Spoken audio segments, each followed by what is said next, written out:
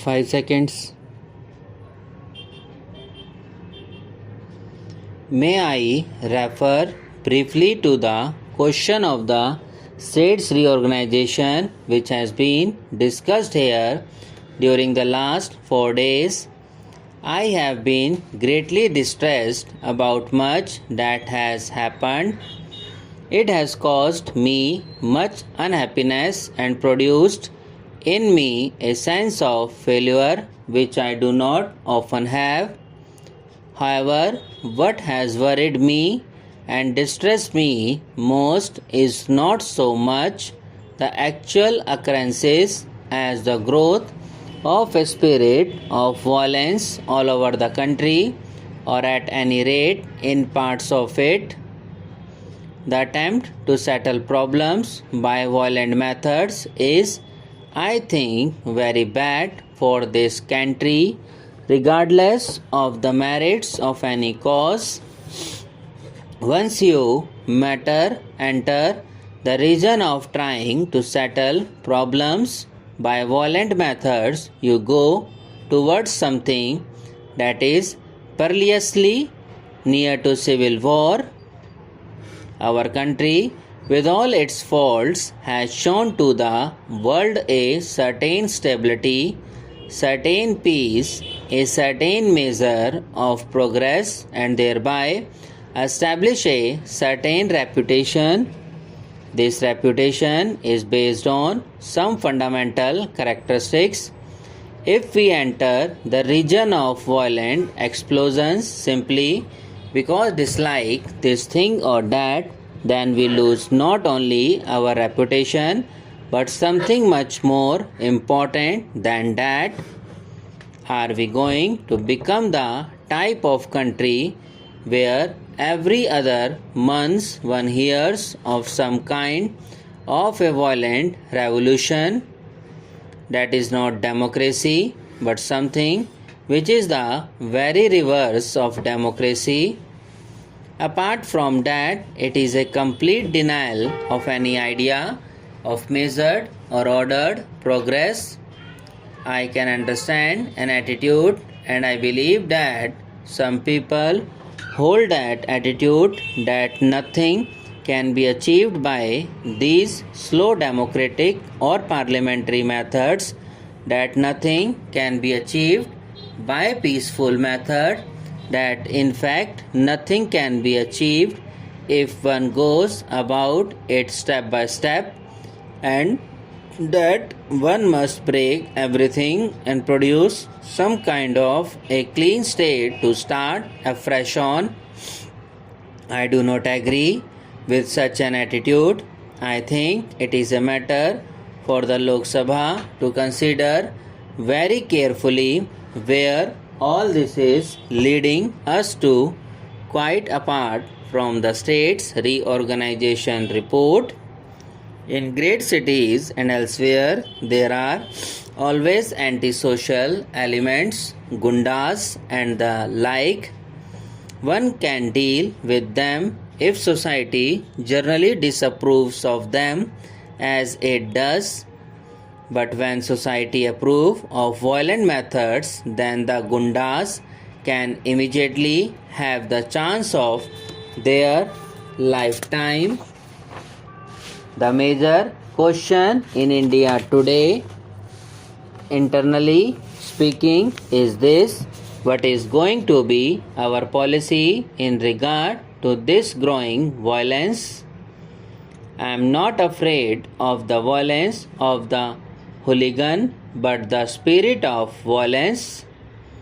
2 days ago, on the occasion of the funeral procession in Lucknow of Narendra Deva, and a person beloved of all, a policeman was blinded and others were badly injured. Why should this happen? A funeral procession should be an occasion for solemnity. Instead, some people threw stones and pushed about a poor policeman, lost an eye completely, apart from some police officers being rather badly injured by stones. I cannot understand this. We in India appear to have a split personality. We speak undoubtedly about non-violence, about our culture and Sanskriti, while in our daily behavior we are coming down to a level which is not a civilized level at all. A hartal may be quite legitimate as an expression of opinion in a certain set of circumstances, but may become dangerous and objectionable in another set of circumstances. And I say that at the present moment, with these big tensions and bitterness prevailing in various parts of India, it is not patriotic, it is not wise, it is not reasonable to do anything which may lead to violence even if the government is at fault. May I say a few words about the state's reorganization business? Slightly less than 2 months ago, we discussed the matter in this Lok Sabha. There was a very full debate, and I ventured to give expression to my own approach to this question then too. As I have watched developments in various parts of the country, I have been troubled not by this occurrence or that, but by the atmosphere that is being gradually created. The main problem before me has been how to meet the challenge of the growing violence and bitterness. How can we possibly check it? How can we possibly soothe it? Some honorable members have referred rather casuistically to some kind of a dictatorial approach by 4 men of the Congress committee who are supposed to lay down this and that.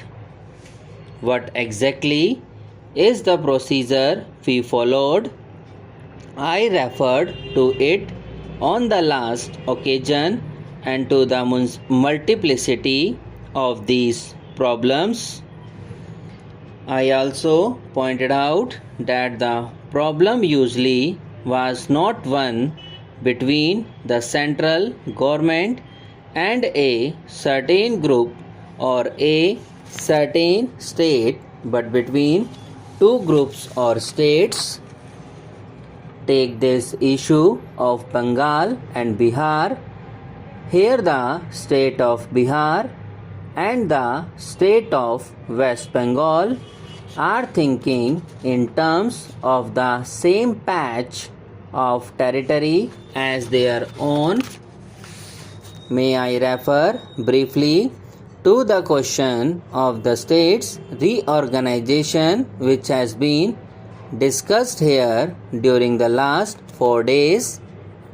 I have been greatly distressed about much that has happened. It has caused me much unhappiness and produced in me a sense of failure which I do not often have.